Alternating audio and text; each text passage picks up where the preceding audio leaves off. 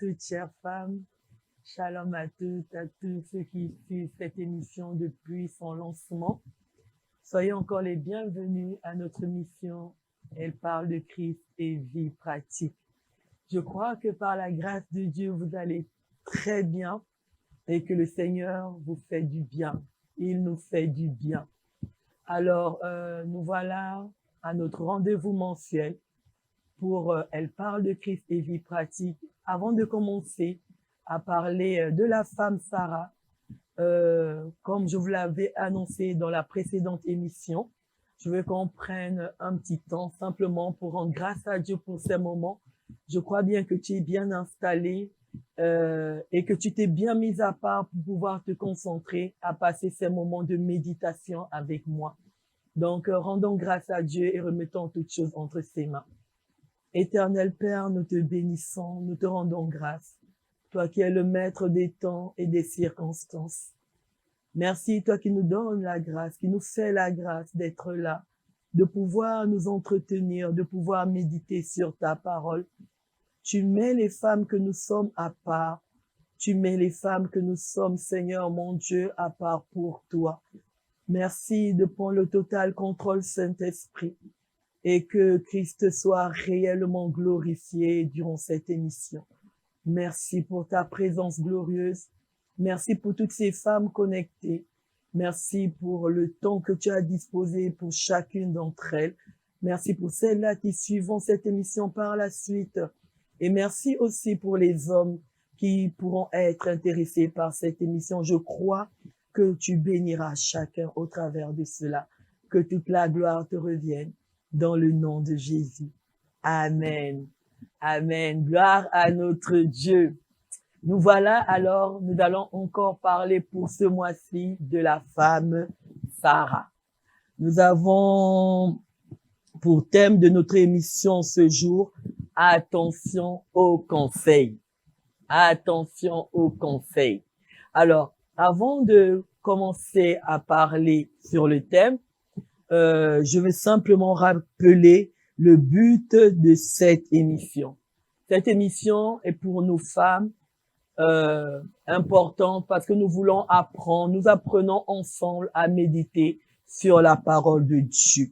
Nous apprenons ensemble à voir comment le Seigneur a rencontré des femmes dans la Bible, comment il s'est révélé à elles et d'abord comment elles étaient même avant cette rencontre, comment le Seigneur s'est révélé à elles, comment leur vie en a été influencée, en a été transformée et ce que Dieu veut pour nous aujourd'hui. Parce que assurément, la parole de Dieu nous a été donnée pour nous instruire, pour nous conseiller et pour nous aider à vivre aussi comme ces femmes et je dirais mieux que ces femmes parce que nous avons reçu le Seigneur Jésus-Christ comme Seigneur et Sauveur. Comme je l'ai dit à l'émission précédente, pour l'instant, nous sommes en train de parler sur les femmes, notamment de l'Ancien Testament. Nous allons parler de Sarah. Elle n'avait pas Jésus-Christ en elle. Elle n'avait pas le Seigneur en elle. Mais elle a accompli des belles choses. Le Seigneur s'est révélé à elle et elle a accompli des belles choses avec le Seigneur. Donc, je crois bien que nous avons cet avantage, nous avons cette grâce d'avoir le Seigneur avec nous et nous pouvons faire encore mieux. Alléluia. Alors, comme je le disais précédemment, le thème de notre émission, c'est attention aux conseils. Je vais rappeler la femme Sarah. Qui était-elle? La femme Sarah, nous le savons, était l'épouse d'Abraham. Ils vivaient tous les deux en Mésopotamie, à Charan. Son époux était à la base un idolâtre et je crois bien qu'elle l'était également. Ils vivaient dans un pays où se faisait l'idolâtrie. Son époux va avoir la grâce que Dieu puisse se révéler à lui. Son époux va entendre Dieu, va marcher avec Dieu. Et cette femme Sarah, en tant que bonne épouse, va accompagner son mari dans cette relation avec Dieu. Pourquoi je dis accompagner son mari? Dans la mesure où quand Dieu va se révéler à Abraham, quand l'Éternel va se révéler à Abraham, en lui demandant de quitter sa maison, de quitter sa patrie, de quitter son pays, sa femme va le suivre, ce qui est tout à fait normal. Sa femme va partir, va s'engager dans cette aventure avec son époux. Donc, elle va partir avec Abraham. Elle va, en femme soumise, faire ce que le Seigneur demandait à faire à son époux. Nous voyons que cette femme était entrée dans la vision de son époux. Nous devons savoir que le Seigneur, notre Dieu, en Genèse, nous voyons qu'il avait donné un mandat à la femme. Il avait donné une mission, une soumission à la femme, celle qui est d'être l'aide semblable pour son époux. Amen. Et nous voyons que Sarah était une aide semblable pour Abraham. Alors, Sarah, l'Éternel va demander à son mari d'aller dans l'aventure, dans une aventure, dans un pays qu'il ne connaît pas. Sarah va l'accompagner. Elle était soumise à son mari, elle était dans la vision de son mari. Et je vais simplement ouvrir une parenthèse que je vais refermer également tout de suite.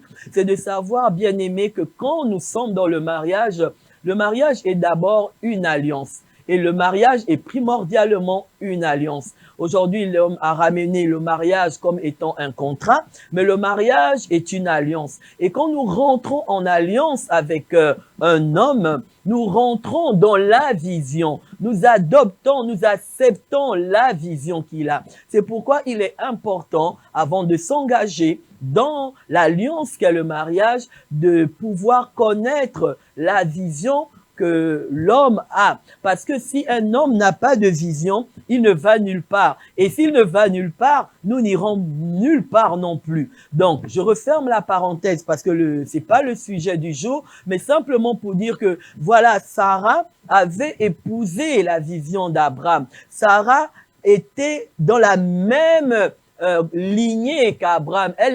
Elle comprenait, elle acceptait ce que son mari lui disait parce que nous voyons bien que dans l'ancienne alliance, du moins dans l'ancien testament, Dieu se révélait particulièrement aux hommes. Il se révélait plus aux hommes. Et Abraham avait eu cette grâce que l'Éternel puisse se révéler à lui. Amen. On va voir que cette femme était en parfaite harmonie dans son couple.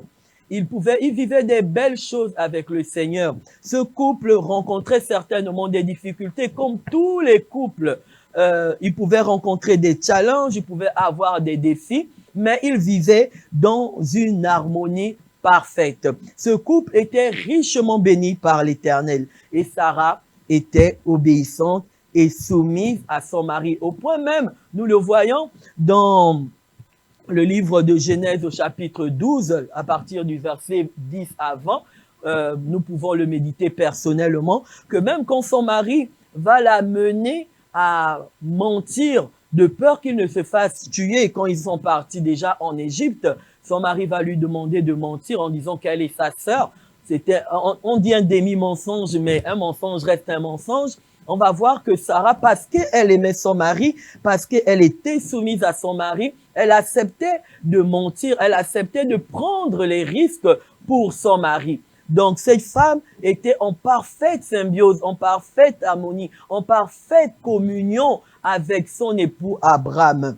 Et ce couple vivait tout ce qu'ils pouvaient vivre dans leur temps, comme nous aussi, nous pouvons vivre. Pour celles qui sont mariées, peuvent passer par des défis, par des challenges dans leur mariage.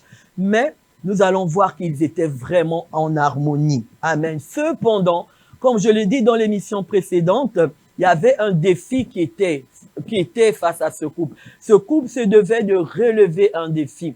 Le Seigneur leur faisait du bien. Le Seigneur accomplissait les promesses qu'il avait faites à Abraham parce qu'il a promis, quand il a appelé Abraham, il a dit, je rendrai ton nom grand, je te bénirai. Et quand on étudie l'histoire de cet homme Abraham, nous voyons que il était fort riche, il allait en s'enrichissant. Mais ce couple avait un défi, le défi de la stérilité. Amen. Donc, dans toutes les promesses que Dieu avait accomplies jusqu'alors, il n'avait pas d'enfant. Alors que ce Dieu alors que l'Éternel avait dit à Abraham, il lui donnerait une postérité, mais Abraham et Sarah n'avaient pas d'enfants. Et on va voir que les années passaient. Un jour même, Abraham, dans Genèse chapitre 15, du verset 1 à 6, nous allons voir que Abraham va avoir une conversation avec Dieu. Et nous pouvons même le lire, nous allons le prendre, Genèse chapitre 15, verset 1 à 6. Je crois bien que tu as ta Bible avec toi pour pouvoir ensemble avec moi vérifier dans les Écritures. Donc, nous lisons Genèse chapitre 15, verset 1 à 6. Après ces événements, la parole de l'Éternel fut adressée à Abraham dans une vision et il dit, « Abraham, ne crains point, je suis ton bouclier et ta récompense sera très grande. » Abraham répondit, « Seigneur Éternel, que me donneras-tu? Je m'en vais sans enfant et l'héritier de ma maison c'est Eliezer de Damas. » Voilà ce que je vais m'arrêter là. Nous pouvons lire jusqu'au verset 6. Donc, ce sera Eliezer de Damas. Et là, Dieu va lui dire simplement que ce ne sera pas Eliezer de Damas qui sera ton héritier, mais un enfant qui sortira de toi, ce sera ta postérité, ce sera celui que toi, tu donneras. Cet enfant naîtra de toi, viendra de tes entrailles. Nous le lisons à travers le verset 5 et 6. L'enfant qui devait hériter des promesses, qui devait faire la joie d'Abraham et de Sarah, l'enfant que l'Éternel leur avait promis, ce n'était pas Eliezer de Damas, c'était celui qui sortirait même des entrailles d'Abraham, celui qui sortirait de la semence d'Abraham. Amen. Il est vrai que l'Éternel, dans ce passage, n'a pas spécifié à Abraham qu'il aurait l'enfant avec Sarah. Mais c'était tout évident, parce que la personne qui était l'épouse d'Abraham, c'était Sarah. Donc, pour l'Éternel, il était évident que ce soit Sarah qui donne naissance à cet enfant. Et voilà comment Sarah va rentrer dans l'histoire. Je vous rappelle qu'aujourd'hui, nous parlons le thème de notre message, c'est attention aux conseils. Suivez-moi vraiment très bien. J'essaie de faire un parcours de l'histoire pour nous mettre dans un cadre et pour que nous comprenions par la suite les événements et ce que nous pouvons nous retenir aujourd'hui et que nous pourrons mettre en pratique dans nos vies personnelles. Car notre émission est intitulée, le titre de notre émission, c'est « Elle parle de Christ et vie pratique ». Amen. Donc voilà que Sarah va rentrer dans l'histoire.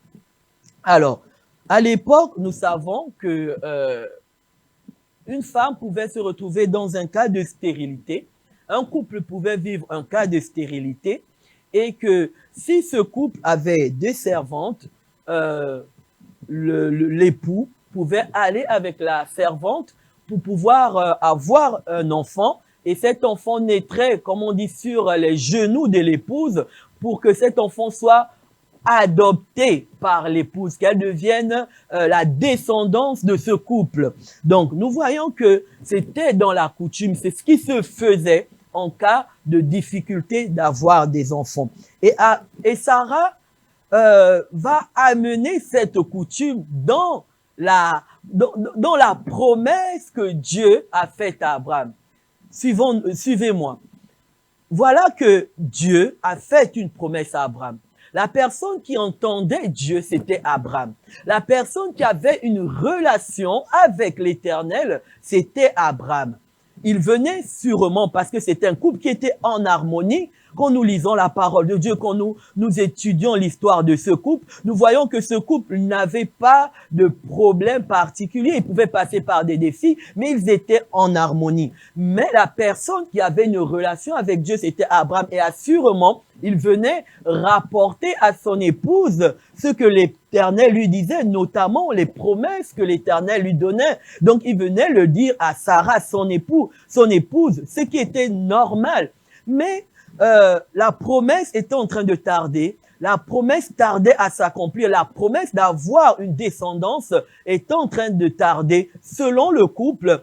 Et ils vont voir les années passées, leur âge avancé. Et là, Sarah va mêler la tradition, la coutume qu'ils pouvaient avoir à la parole de Dieu. Bien-aimés, faisons attention. Vous savez, dans un passage de la Bible, ça me vient maintenant, je l'ai pas en tête, nous pouvons voir que Jésus a même dit que nous les hommes, nous annulons la parole de Dieu par nos traditions. Nos traditions peuvent venir annuler la parole de Dieu. Pourquoi? Parce que la tradition, ce sont les hommes qui la font. Et tout ce qui est humain, tout ce qui est de l'homme, en lui-même, la semence, en lui-même, comment dire, les caractéristiques du péché, les gènes du péché. Si c'est pas Dieu qui engendre, qui fait quelque chose, si c'est l'homme, il peut avoir des défauts. Et dans la tradition, il y a sûrement des belles et des bonnes choses. C'est pas pour juger la tradition, mais simplement pour dire nous devons faire attention aux traditions. Parce que les traditions, les coutumes, ce sont les hommes qui les ont mis en place pour peut-être assurer, régir un certain, comment dire, un certain mode de vie dans une contrée, dans un territoire, mais toute tradition, tout ce qui est donné par la tradition, tout ce qui est donné par la coutume, n'est pas forcément bon aux yeux de l'Éternel. Amen. Et nous voyons que Sarah, avec cette tradition, avec cette coutume qui se faisait, va proposer, va inciter son mari à pouvoir faire ce que la coutume proposait pour aider Dieu à accomplir la promesse. On n'aide pas Dieu. Moi, je viens dire à une femme ce jour, on ne peut pas aider Dieu.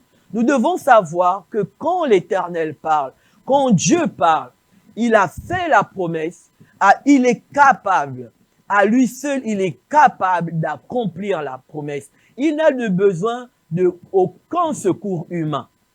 Il n'a le besoin d'aucun secours humain. Ce qu'il nous demande simplement, c'est de nous disposer, de nous rendre disponibles afin qu'il le fasse, afin qu'il l'accomplisse. Mais aider Dieu, aucun être humain n'a le pouvoir, n'a la capacité d'aider Dieu. On va voir que Sarah va venir mêler la tradition à la promesse de Dieu pour pouvoir, entre guillemets, vouloir accomplir la promesse de Dieu. Et Abraham, en bon époux, Abraham, un homme qui aime sa femme, qui voit sa femme sûrement être, oui, elle a beaucoup de biens, elle est matériellement bénie, si je peux dire ainsi, elle est à l'aise, comme on peut dire, n'est-ce pas? Elle est à l'aise, mais elle n'a pas d'enfant. Et ça peut être très douloureux, ça peut être mal vécu, ça peut être un sujet de grande tristesse pour une femme de ne pas pouvoir donner une progéniture, de ne pas pouvoir donner une descendance à son époux. Et Abraham, avec tout l'amour qu'il avait pour sa femme Sarah, il comprenait la douleur, il pouvait comprendre la douleur qu'elle pouvait porter dans son cœur. Et il va simplement accepter la proposition de sa femme. Il va simplement obéir à sa femme. Il va oublier ce que Dieu lui disait dans l'intimité. Car nous savons que la personne qui avait l'intimité avec Dieu, c'était Abraham. C'était lui à qui étaient dites les promesses. C'était à lui à qui l'Éternel se révélait. Et lui, il était intermédiaire, je peux dire ainsi. C'est lui qui rapportait ce que l'Éternel lui disait à son épouse. Mais c'est lui qui entendait Dieu. Amen. Oui. Et nous voyons les conséquences que ce conseil jusqu'aujourd'hui nous apporte. Aujourd'hui, nous avons simplement les conséquences de la coutume qui s'est mêlée à la parole de Dieu. Et cela jusqu'à ce que Jésus revienne. Nous en voyons les conséquences. C'est pourquoi notre thème, c'est attention aux conseils. Bien-aimé dans le Seigneur, je veux vraiment que tu entendes ceci. Il est important d'avoir une intimité personnelle avec Dieu.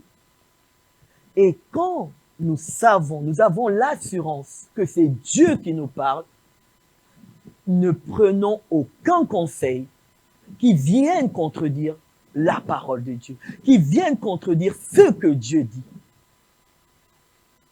Abraham était un intime du Seigneur. Abraham était quelqu'un qui parlait avec Dieu. Mais voilà qu'il a laissé sa femme lui donner un conseil. Pourtant, il s'aimait. Sa femme ne lui a pas donné ce conseil pour le détruire. C'était par amour. C'était en pensant à sa descendance.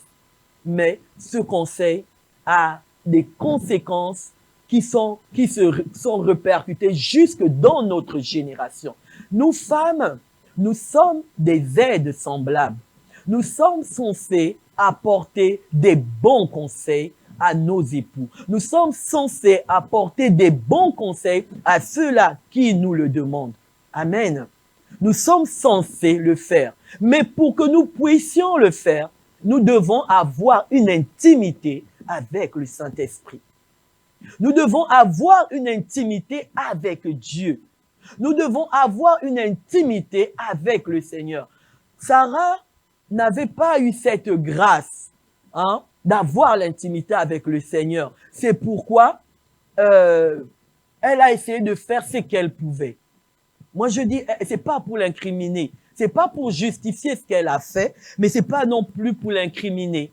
Je dis simplement qu'elle n'a pas eu la grâce d'avoir l'intimité avec Dieu. La personne qui était intime avec Dieu, c'était Abraham.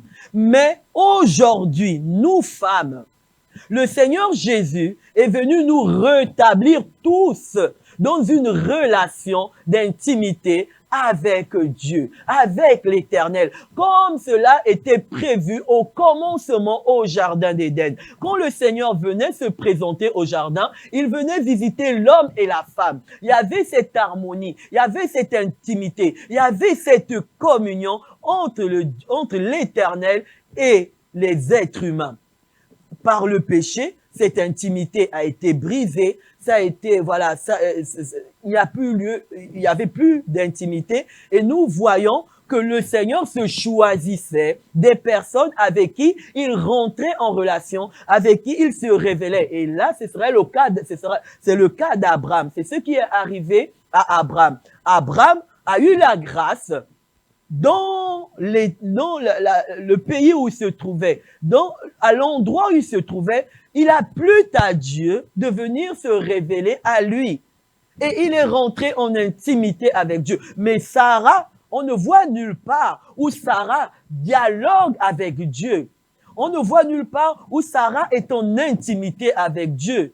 Elle n'a pas eu cette grâce. Mais nous, femmes, aujourd'hui, nous avons la grâce de pouvoir être en intimité avec Dieu. Nous pouvons être en communion avec Dieu. Le Saint-Esprit, pour celles qui ont reçu Jésus-Christ comme Seigneur et Sauveur, l'Esprit de Dieu habite en elles. Et l'Esprit de Dieu, dans le livre de Ésaïe au chapitre 11, verset 2, parmi les caractéristiques, parmi les adjectifs qu'on donne à l'esprit, on dit il est l'esprit de conseil. Il nous conseillera. Il est l'esprit de conseil. C'est lui qui nous donne des bons conseils pour que nous aussi, en retour, nous puissions apporter les bons conseils, notamment à nos époux quand ils ont besoin de conseils, quand ils ont besoin que nous puissions les aider, nous puissions leur apporter. Mais il faudrait d'abord que nous ayons une intimité avec le Seigneur pour le faire. Si nous ferons comme Sarah, donnons des conseils pour pouvoir aider Dieu et les conseils, tout acte que nous posons, nous devons savoir, bien aimés, que cela a des conséquences. Je vous ai dit, la conséquence de ce conseil, nous subissons cela jusqu'à aujourd'hui et jusqu'à ce que Jésus reviendra. C'était le conseil d'une femme. Amen. Nous allons continuer. Je crois bien que tu es béni. Amen. Je crois bien que tu es béni. Si le Seigneur te permet d'écouter cette parole, d'écouter ce message, c'est parce que il veut vraiment que tu ailles, tu sois une bonne conseillère pour ton époux, que tu sois une bonne conseillère pour tes collègues, pour tes amis, que tu puisses apporter le bon conseil, le conseil de Dieu. Amen. Donc, voilà, Sarah n'a pas donné le bon conseil. Et aujourd'hui, les conséquences, l'humanité tout entière les subit. Je veux dire une deuxième chose. Nous devons savoir que c'est vrai. La Bible dira dans Proverbes au chapitre 11, verset 14, que le salut est dans le grand nombre de conseillers. Parce que moi j'entends cela. Mais la Bible dit aussi, hein, nous savons comment, voilà, reprendre. Quand on dit oui, il faut écouter le Saint-Esprit, il faut écouter Dieu, c'est lui qui nous apporte les bons conseils, c'est lui. Mais voilà, quand on n'arrive peut-être pas à avoir cette relation, cette intimité, cette communion avec Dieu, on peut prendre ce passage hors de son contexte et se dire que oui, mais c'est aussi la Bible qui dit que le salut est dans le grand nombre de conseillers. Donc nous devons avoir un grand nombre de conseillers. Bien-aimés, vous savez, je vais vous dire une chose, avec tout l'amour que j'ai pour les femmes, je veux nous dire une chose. Il faut que ces personnes qui nous apportent des conseils soient des personnes qui mettent un point d'honneur à la parole de Dieu. C'est la parole de Dieu qui dit, oui, le salut est dans un grand nombre de conseils. Je ne dis pas qu'il ne faut pas avoir des personnes qui nous conseillent. Tout le monde n'aura pas la grâce, comme Abraham, d'écouter Dieu peut-être par une voix audible, ou bien d'avoir une vision, ou bien, voilà. Mais le Seigneur peut mettre des personnes devant nous, effectivement, quand elles parleront de la part de Dieu. Mais la chose à laquelle nous devons nous rassurer d'une chose, que ces personnes qui nous apportent le conseil, qui nous donnent des conseils, mettent un point d'honneur à la parole de Dieu. Que la parole de Dieu soit pour ces personnes fasse office d'autorité en matière de foi et de vie. Il faut que ces personnes fassent de la parole de Dieu l'autorité suprême en matière de foi et de vie. Parce que je veux vous dire une chose, l'expérience de chacun, c'est l'expérience. Mais la parole de Dieu restera toujours la parole de Dieu. C'est pas parce que ça marchait avec cette personne que quand elle a appliqué une certaine chose, que cela a marché, que quand elle te donnera le conseil de faire comme elle, ça va marcher. C'est pas toujours vrai. L'expérience reste l'expérience, mais la parole de Dieu est l'autorité suprême. La parole de Dieu est intransigeante. La parole de Dieu ne change pas. Les expériences peuvent changer, mais la parole de Dieu, elle ne change pas. C'est pourquoi les personnes de qui nous recevons conseil doivent vraiment, et c'est à nous de nous assurer cela. Nous ne pouvons pas recevoir le conseil de tout le monde. Même toutes ces personnes qui peuvent avoir de la bonne volonté, qui nous veulent du bien, parce que c'est pas forcément qu'elles nous veulent du mal. Ces personnes nous veulent du bien. Mais si leur conseil contredit la parole de Dieu, n'a pas pour base la parole de Dieu, ce conseil n'est pas bon à prendre. Ce conseil n'est pas bon pour être suivi. Si ce conseil contredit la parole de Dieu, Dieu ne contredira jamais sa parole. Ce conseil n'est pas bon à prendre. Parce que ce conseil, comme on l'a vu précédemment, les conséquences de Sarah sont jusqu'à aujourd'hui, tout acte que nous posons, toute décision que nous prenons ont toujours des conséquences. Et les conséquences, par contre, nous les assumons. Le Seigneur peut faire grâce, on peut s'être trompé, on peut avoir fait des erreurs. Il nous pardonne. Il nous pardonne, il est notre Père, il nous aime. Mais par contre, les conséquences, la conséquence d'un enfant, comment Sarah pouvait changer cela? L'enfant Ismaël est né, hein? Il est né, il ne va pas retourner, on va pas, voilà, il va pas repartir. Abraham est parti avec la servante Agar, sa servante qu'elle a eue en Égypte, une servante égyptienne. Il a eu Ismaël, il a eu un enfant, le problème n'est pas là. Mais quand il y a des problèmes, nous allons voir que quand nous lisons, je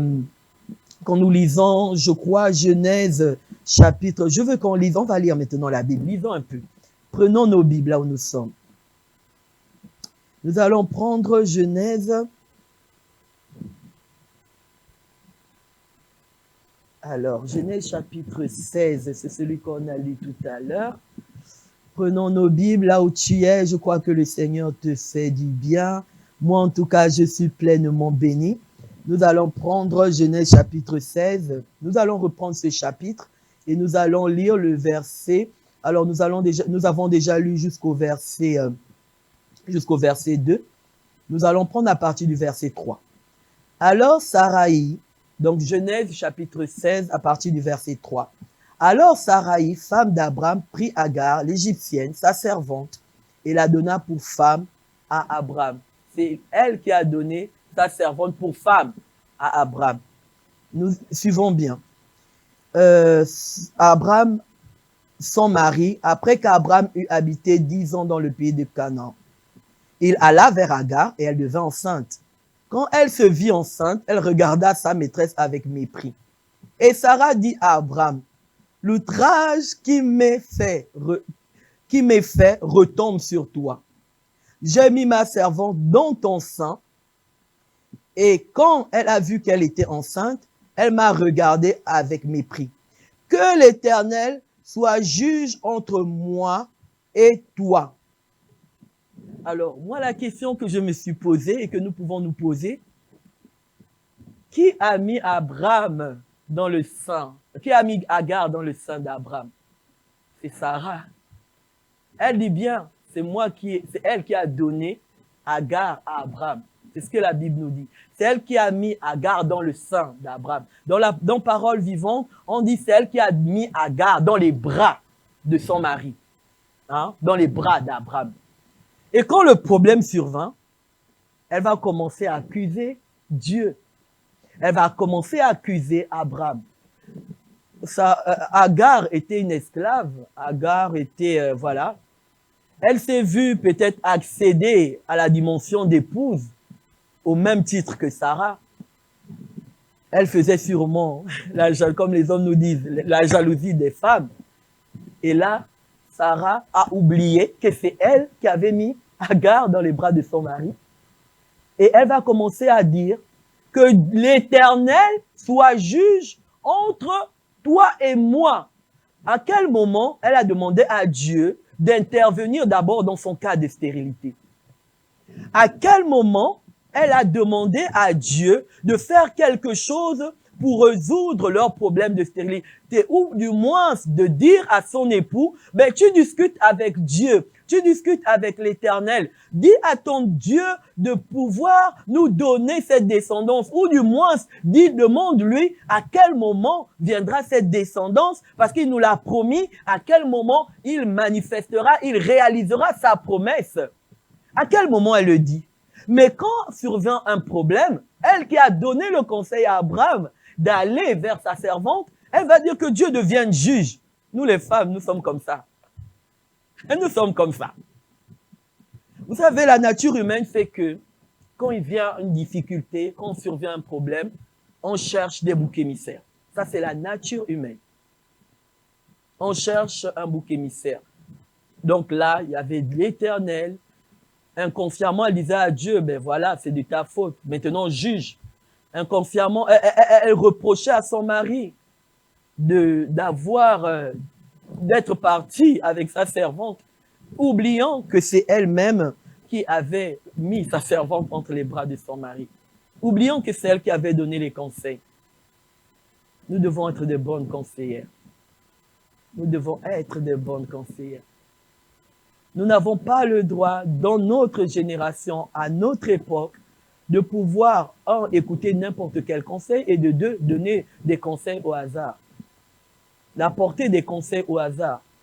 Nous devons prendre le temps de prier, de chercher la face de Dieu, de demander à Dieu, d'être en communion avec Dieu, demander à Dieu ce qu'il pense, quel est son avis face à une situation, face à un défi, face à un challenge auquel on peut être confronté. Mais nous n'avons pas le droit de prendre des décisions ou de donner des conseils par hasard. Parce que cela va, les conséquences en tout cas, nous les subirons. Il y a d'autres conséquences, il y a des conséquences, bon, on peut revenir là-dessus. Les conséquences d'un mauvais mariage, bien aimé, c'est terrible, c'est une vie. Les conséquences, comme je vous l'ai dit, d'un mauvais mariage, je vous l'ai dit au début, le mariage n'est pas un contrat, c'est une alliance. Les conséquences d'un mauvais mariage, c'est toute une vie qui est malheureuse. C'est une alliance qui n'a pas de fondement, c'est une alliance qui ne va nulle part. Les conséquences de faire un enfant sans avoir, comme ça, sans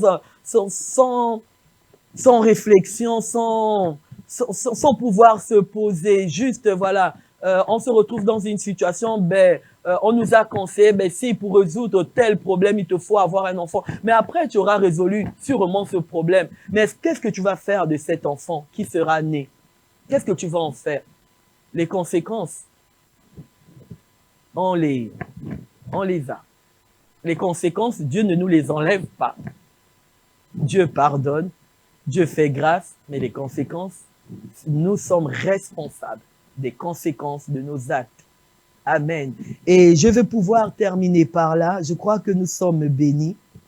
Ce que je veux vraiment dire aujourd'hui et interpeller les femmes que nous sommes, interpeller toutes les femmes, toutes ces personnes, vous qui suivez cette émission, faites attention aux conseils. Faisons attention aux conseils, les conseils que nous pouvons avoir. Je veux dire, ayons une relation intime, premièrement. Ayons une relation intime avec le Père. Nous avons la grâce d'avoir le Seigneur dans notre cœur, dans nos vies. Et si tu n'as pas reçu le Seigneur Jésus-Christ comme Seigneur et Sauveur dans ta vie, je t'invite à le recevoir. Parce qu'il est un bon conseiller en la personne du Saint-Esprit. Il te donnera les conseils qui n'échoueront jamais, qui ne détruiront jamais ta vie, qui ne viendront jamais mettre le désordre dans ta maison, dans ton couple, jamais. Le Seigneur Jésus sur la terre marchait avec le Saint-Esprit. Et il a dit, il est avantageux pour vous que je m'en aille, afin que le consolateur vienne. Il est l'esprit de conseil. Il vous conduira dans toute la vérité. Il vous conseillera. Si tu n'as pas reçu Jésus-Christ comme Seigneur et Sauveur, tu veux voir ta vie changer, ta vie être radicalement transformée, reçois le conseil de Dieu. Et le conseil de Dieu, tu ne peux le recevoir que par le Saint-Esprit. Et pour recevoir le Saint-Esprit, tu dois reconnaître Jésus-Christ comme Seigneur et Sauveur. Amen. Deuxièmement, nous devons avoir, pour ceux-là qui ont déjà reçu le Seigneur, avoir une communion permanente et personnelle avec le Saint-Esprit. Nous devons savoir entretenir une intimité profonde avec lui, afin que quand il nous parlera, nous sachions écouter, discerner sa voix, comprendre ce qu'il nous dit. Deuxièmement, ayant une intimité profonde avec le Saint-Esprit. Troisièmement, le Seigneur mettra assurément des personnes qui pourront nous apporter des conseils, qui pourront nous donner des bons conseils. Mais assurons-nous que ces personnes mettent un point d'honneur à la parole de Dieu. Que ces personnes ne tergiversent pas. Que ces personnes voient la parole de Dieu, considèrent la parole de Dieu comme l'autorité suprême en matière de foi et de vie. Elles voient la parole de Dieu comme l'autorité suprême. Alors, tous les conseils qu'elles pourront nous prodiguer, ces conseils ne seront jamais à l'encontre de la parole de Dieu. Parce que déjà, dans leur propre vie, elles appliquent cette parole. Donc, assurons-nous que ces personnes, vraiment, mettent un point d'honneur à la parole de Dieu. Dieu ne contredira jamais sa parole. Et sachez que Dieu veut nous conseiller personnellement. Il veut nous parler personnellement. Et j'ai tendance à dire, au fait, Dieu est notre Père. Il est notre Père. Un père qui a 2 enfants dans la maison ne prendra pas, pour parler à son enfant, n'ira pas parler à Charlotte alors qu'il veut pas, de Charlotte à Emmanuel alors qu'il veut parler à Emmanuel. Non. Il veut parler à Emmanuel, il parle à Emmanuel. Il veut parler à Charlotte, il parle à Charlotte. Dieu nous parle. Il parle toujours. Ce Dieu, il parle toujours. Et je vais terminer par là. Le titre de notre émission aujourd'hui, c'était « Attention aux conseils ». Nous voyons combien beaucoup regrettent, sont dans l'amertume, beaucoup sont frustrés, beaucoup sont dans la plainte, sont dans la confusion, parce qu'elles ont reçu des conseils de droite et de gauche. Elles prennent les traditions, les coutumes, elles viennent mêler à la parole de Dieu. La parole de Dieu dit ceci, mais dans nos coutumes, dans nos traditions, Sarah a mélangé la parole de Dieu à ce que l'Éternel avait dit à Abraham. Les conséquences sont désastreuses. Nous ne pouvons pas mélanger la parole de Dieu et nos coutumes. Prenons position. Nous voulons appliquer la coutume, appliquons la coutume. Nous voulons appliquer la parole de Dieu. Nous croyons que la parole de Dieu est vraie. Appliquons la parole de Dieu simplement. Mais nous ne pouvons pas faire un Big Mac, mélanger, faire un milkshake et dire que cela marchera. Ça ne marche pas. Ça ne marche pas. Attention aux conseils que nous recevons de gauche à droite. Attention. Ayons une intimité avec le Seigneur. Nous avons la grâce de pouvoir l'avoir. Nous avons la grâce de pouvoir le faire. Ayons une intimité avec le Seigneur. Je veux prier pour les femmes pour terminer cette émission. Je veux prier pour toi qui écoutes cette émission. Je veux prier pour que le Seigneur t'accorde la force et la grâce de pouvoir le chercher personnellement. Je prie ce jour que le Dieu d'Abraham, le Dieu qui parlait à Abraham, ce Dieu qui n'a pas changé, puisse te parler à toi personnellement dans les moments d'intimité, de communion que tu auras avec lui. Je prie cet après-midi, je prie ce jour, que la grâce te soit faite de pouvoir écouter le Seigneur, de pouvoir écouter la voix de Dieu, de pouvoir discerner la voix du Saint-Esprit quand il te parle, quand elle te parle. Je prie vraiment que cette grâce te soit déployée, que cette grâce te soit multipliée. Et je prie enfin que le Seigneur puisse t'accorder la grâce d'avoir des personnes qui pourront t'apporter des conseils conformément à sa parole. Ces personnes qui, quand elles te conseilleront, oui, ce sera en alignement direct avec ce que la parole de Dieu dit. Car, oui, l'Éternel t'aura déjà parlé. Et quand ces personnes viendront, elles viendront simplement confirmer ce que Dieu t'aura déjà dit dans le secret, parce qu'il va te parler personnellement dans le secret, afin que ta vie soit transformée. Si par le passé, tu as mélangé la coutume, tu as pris des conseils de gauche à droite, oh, je prie aujourd'hui que tes oreilles se ferment à toutes ces choses, que tu fasses une repentance sincère et que tu prennes la décision ce jour de pouvoir écouter Dieu et de te soumettre à sa parole, de te soumettre à son conseil. Oh, voilà ma prière pour toi ce jour. Je crois que Dieu le fera au-delà de ce que j'ai dit. Je crois qu'il le fera au-delà de ma prière. Je crois parce qu'il fait toujours au-delà de ce que nous lui demandons. Merci Père éternel. Merci Seigneur Jésus-Christ, toi qui es venu nous donner le Saint-Esprit et par qui nous pouvons recevoir conseil. Le conseil qui vient de toi, afin que nos vies soient radicalement transformées et bâties, afin que nous puissions jouir de la vie et voir, Seigneur mon Dieu, la réussite dans nos vies. Oh, merci Saint-Esprit, merci Seigneur de gloire, merci pour tout Père. Dans le nom de Jésus, Nous avons ainsi prié. Amen, amen, amen. Je vous donne rendez-vous pour notre prochaine émission le mois prochain. Nous savons que c'est une émission qui est mensuelle, donc elle a lieu les derniers samedis de chaque mois.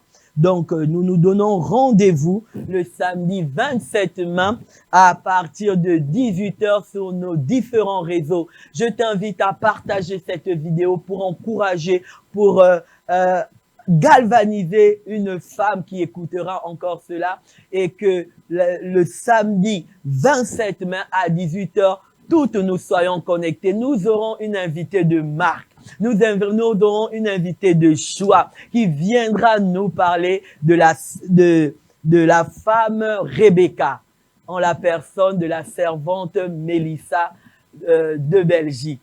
Je prendrai le temps de vous la présenter dans des prochaines vidéos. C'est une femme tellement merveilleuse qui accomplit des grandes choses dans sa génération et ce sera vraiment une bénédiction car elle nous parlera de la femme Rebecca. Entre-temps, demeurez pleinement bénis, vous et vos familles, et je vous dis à très bientôt par la grâce de Dieu. Bye bye.